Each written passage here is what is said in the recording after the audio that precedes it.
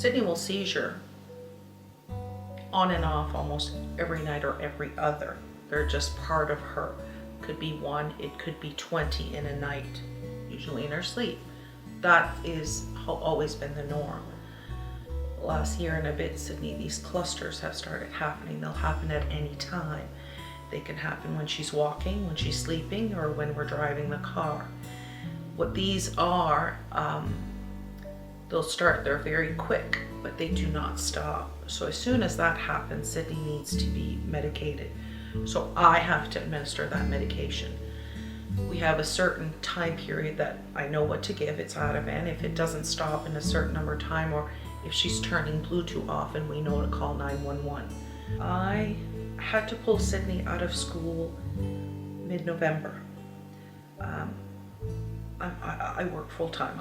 I've always worked full-time even, but Sidney was getting so sick, and the walking, different things were coming. I couldn't do it anymore. So I had to pull Sidney out of school, and I had to take a break from work without pay, but I had to leave work. So I pulled her out. I remember the date, it was November 12th.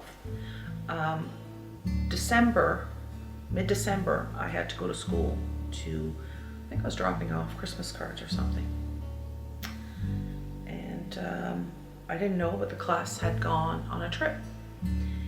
And I brought Sidney in with me, and I didn't have a wheelchair or anything, right? Because I didn't. Anyways, and walked to the class, and there was a lady there at the class, and I said, hi. I said, I'm just Sidney's mom. Anyways, she introduced herself, Shannon, that she was the occupational therapist. Anyway, I just sat down, and she asked me how Sidney was, and I, for some reason, just everything came out.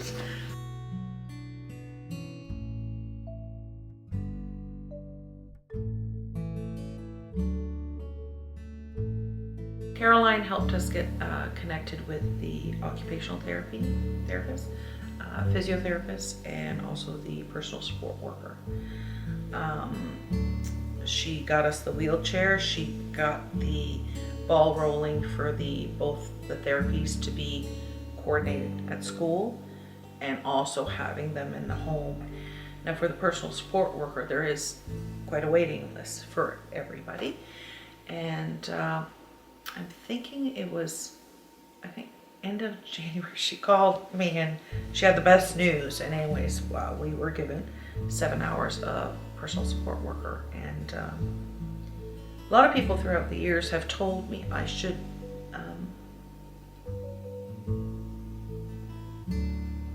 get that, right? But never knew where to go. And I always think there are worse people off, right? Steve and I could still do a lot of what we needed to do, but that 7 hours of personal support worker, I have them coming in 3 nights a week. So they come from 6 to 7:30, and they give her a bath, and excellent with her. So now for a couple hours during the week, and on the weekend, Steve and I can actually go out or go for a walk, and we have that complete, we feel that she's safe. Now for the occupational and physiotherapy, I in my head couldn't grasp really what they did,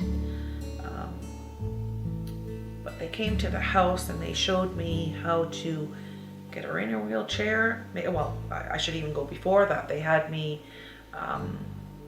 they came in and told me exactly what I needed to get for a wheelchair. How to go up the stairs, down the stairs, how to get her in the tub, how to get her out, how to get her in the car and get her out. Right, I was always panicking. So they came in, they showed us all that. With the school, same thing. They went to school. I was there with them and with Sidney. The occupational therapist there showed the staff, the EAs, how to bring her to the washroom. Where to go, where to stand, if she does have a seizure, what to do. And so those were all these pretty normal, or you don't even think about how to go to the washroom, but we had to get help to show us how to properly do it. I think through a lot of this though, what kills me the most is family doctor and the neurologist, all these professionals never showed us any help or anywhere to go. And I mean, I was lost. I went everywhere. But I had nobody to show me the way. School, the CERT, the teacher, kept crying for help. What can I do to make her day better in order that she can go to school? Sidney loves going to school. But I couldn't send her because first of all, she wasn't safe. I had a tough time with everybody, even the family doctor, even the neurologist. They know what's going on with Sidney. They've seen her. Not much that they can do. But how can I help her in order to go through this? If it wasn't because of Caroline, I don't know what would have happened past last December. And I'm being very honest. I don't know what I would have done. We had a few issues with the PSW schedule, just when everything, and Caroline, I think, knows a lot of where my mind's at and where I need to put my strength and my concentration on.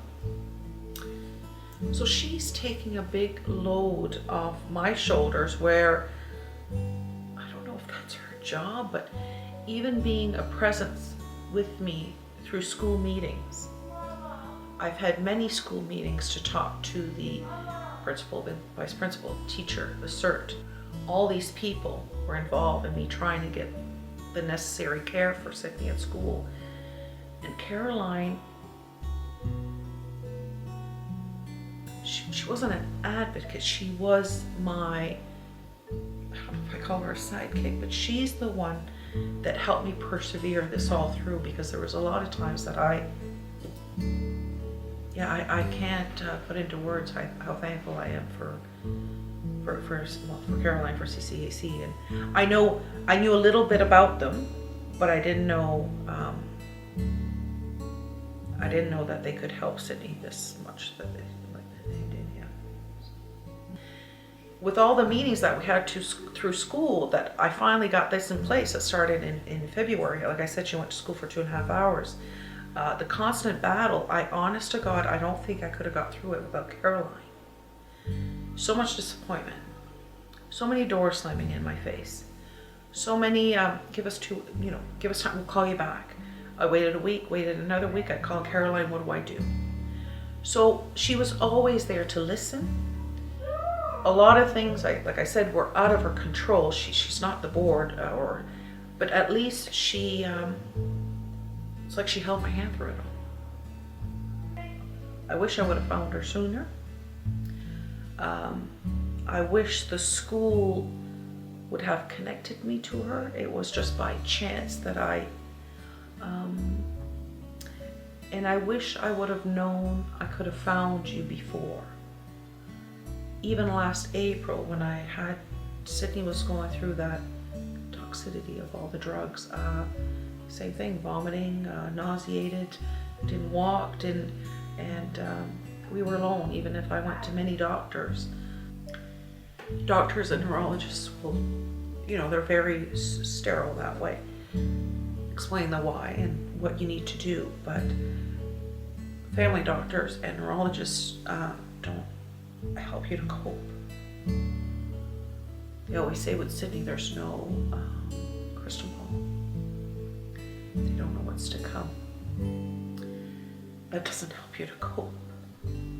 That day that Caroline came, and I was talking to her, and I think my hair was all over the place, and I don't know, it's probably a mess, but as soon as she saw the medication, she knew. She just knew. So like I said, the first time in a long time, I felt like I was almost validated, like somebody knew for sure what we were going through. That was Caroline.